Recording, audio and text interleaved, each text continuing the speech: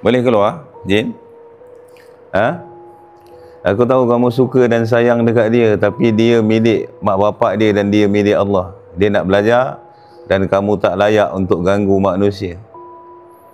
Kamu suka, pergilah suka kat jin. Air mata dia meleleh-leleh, menangis, sedih sangat-sangat. Jin tu sedih lah nak dilepaskan pada tubuh ini.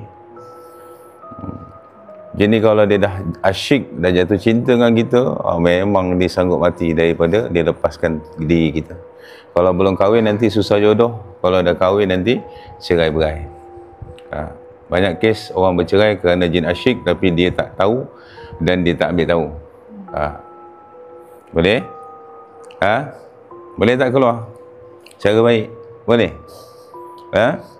Boleh tak? Boleh keluar cara baik, tinggalkan dia. Sumpah atas nama Allah tidak akan mengganggu lagi dia.